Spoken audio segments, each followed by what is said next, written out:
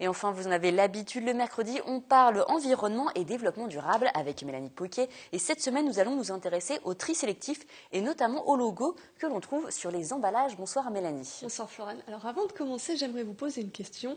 Savez-vous ce que représente ce logo ? Alors ce logo qu'on voit à l'écran, alors ça veut dire que c'est recyclable, c'est un emballage recyclable. Malheureusement non, Florane. Ce logo, Dommage. on l'appelle le point vert. Il signifie que l'entreprise contribue financièrement au recyclage des emballages.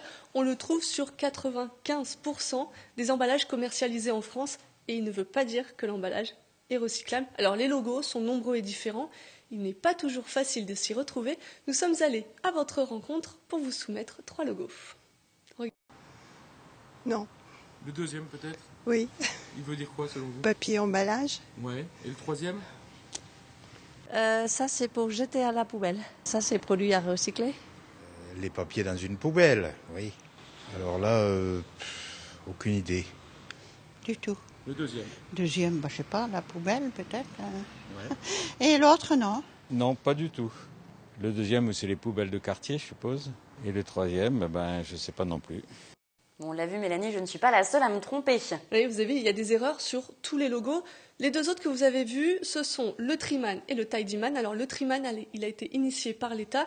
Il signifie que le produit doit être trié ou rapporté dans un point de collecte et il est obligatoire sur tous les produits recyclables ou emballages, sauf le verre, depuis le début de l'année. Le dernier, c'est le Tidyman. C'est une simple incitation à la propreté. Il invite chacun d'entre nous à jeter nos déchets dans une poubelle. Alors on en a vu 3, mais comment être sûr vraiment de ne pas se tromper Mélanie ? Bon, des erreurs, il y en aura toujours. Il faut savoir que 15% des déchets collectés ne sont pas recyclables. Tout de même, pour éviter ces erreurs, Éco-Emballage, qui est une entreprise agréée par l'État, a mis en place depuis 2 ans de nouvelles signalétiques et notamment des consignes de tri. Les logos sont ainsi accompagnés de petites notices explicatives. Aurélie Marcel, elle est chargée de communication à Éco-Emballage. Elle vous les explique. Vous avez petite poubelle grise qui vous dit sachet plastique et barquette plastique à jeter, et un petit bac jaune qui vous dit cartonnette carton, enfin emballage carton à recycler. Alors, près de 40 milliards de packs sont aujourd'hui concernés. C'est 40 milliards sur 90 milliards qui sont en France. Donc les consignes sont de plus en plus présentes, ce qui permet de faciliter le tri. Nous sommes allés vous demander quand même si vous pensez le faire correctement. Bien, je sais pas, mais oui, je trie, oui, c'est normal.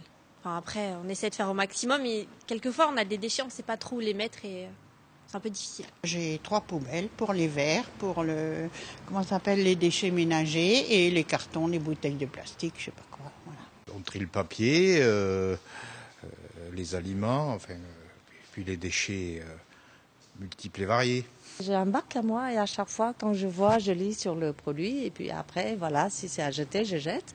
Et si c'est à recycler, je le mets dans le bac et après, je mets dans le conteneur. Comme c'est marqué dans le journal Montigny il y a longtemps, si vous avez un doute, vous jetez. Alors Mélanie, on l'a vu, les réponses sont diverses. Est-ce que le tri est devenu vraiment un geste quotidien pour les Français ? Ça dépend de la région et du lieu où on vit. Il faut savoir qu'on trie quand même bien moins en ville qu'à la campagne. Et l'Île-de-France, on ne fait malheureusement pas partie des meilleurs élèves puisque nous trions par an 31 kilos d'emballage ménager. La moyenne française, elle, est de 46 kilos. Ah, c'est totalement entré dans les mœurs. En 20 ans, on est passé d'un taux de recyclage de 18% à 67%. Donc vous voyez, la marge de progrès elle a été extrêmement rapide. Et quand vous interrogez aujourd'hui les Français sur leurs réflexes environnementaux, ils vous disent un geste de tri.